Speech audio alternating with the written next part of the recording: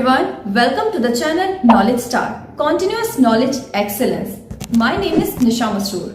In this video, we will get to know about principle of detection. Now, our expert Professor Himadri B. Bohidar, who is associated with National Center Excellence in Agro Nanotechnology, Terry Nanotechnology Center, India. He has 31 years of academic experience in teaching and research.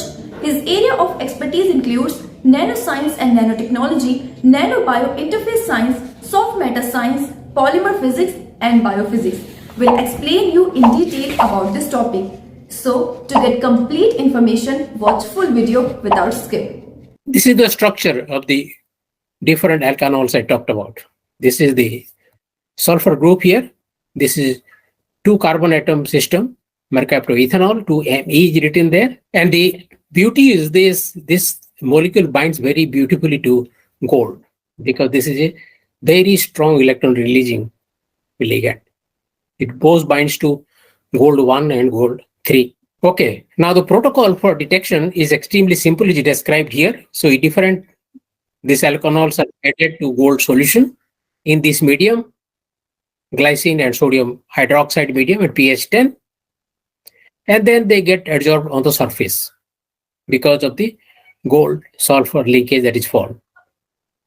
Then various things happen when you mix with the analyte. When you see this spectra of this material, this mercaptoalkanol, they have got 2 distinct peaks. One is 650 and one is 520 in presence of gold. Now, if you take the intensity of absorbance of the peak at 650 and 520 and take the ratio of that, that becomes a very good indicator of what we can call the signal strength. Okay, so this is the absorbance 650 divided by absorbance of 520 nanometer, the ratio, and that is plotted as a function of the alkane thiols here.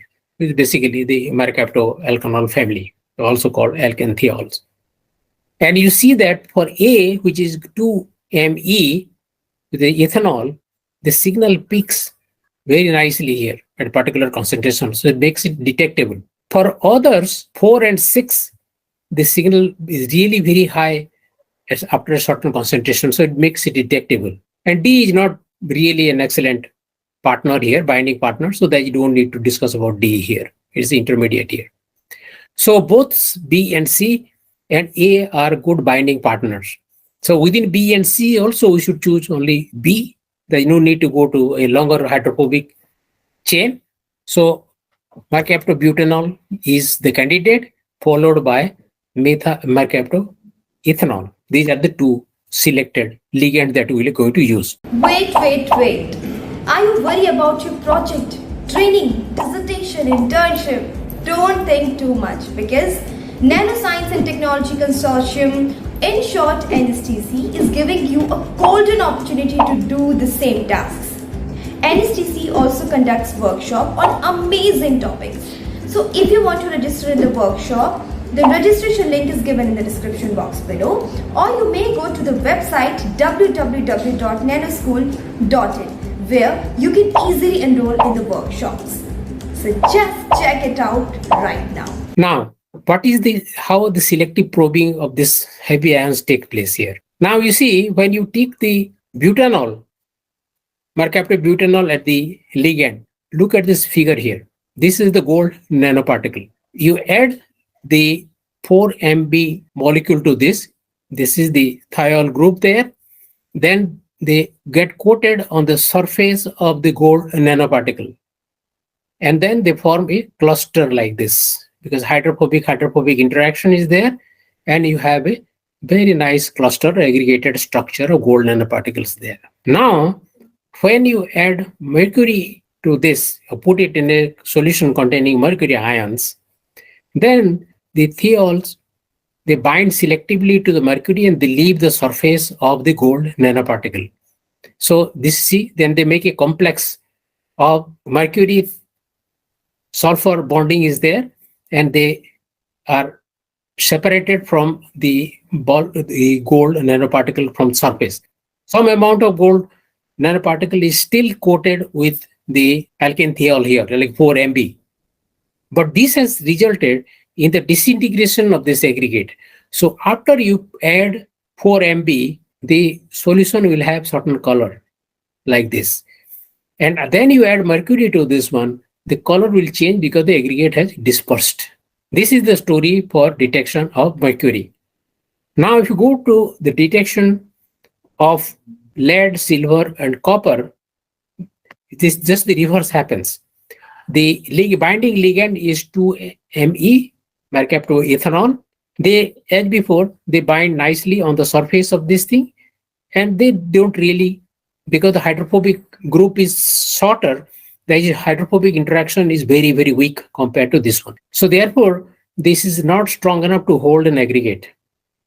So they will not form an aggregate. The individual coated nanoparticles will remain separately in dispersion. All right. Now add any of these metal ions, lead, silver, or copper. Now the lead, silver, and copper will immediately, as before, they'll form a complex with 2Me, but this complex will still stay on the surface of the gold nanoparticle, because the charge on the surface of these are all positively charged, and gold nanoparticle has a negative charge surface. So that will come and sit on the surface, electrostatic binding, and the tails will be extending out, which is the hydrophobic part of it, and then they will form a nice cluster here. So this is the balance between electrostatic and hydrophobic interaction that is giving rise to the cluster formation.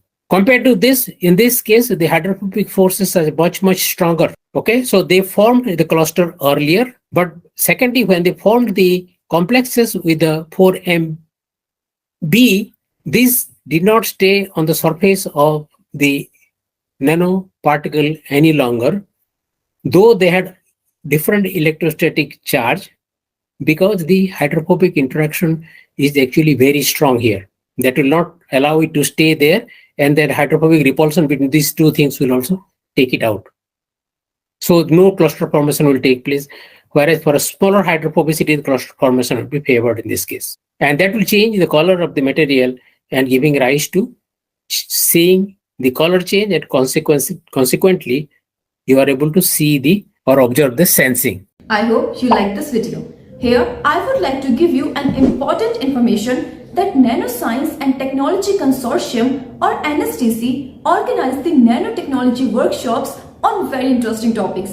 Also, I would like to tell you about the initiatives of NSTC, in which you can also be a part of, like mentorship, patent commercialization, joint product development, research projects, consultancy services, nanomaterials for your research projects, training programs or customized training programs, workshops or customized workshops. So that's all. If you want to see these type of videos, then please do comment. We will definitely reach out to you. Subscribe to the channel Knowledge Star and hit the bell icon to never miss an update. Thank you. For more updates, subscribe to our channel, click the links shown on the screen to stay connected.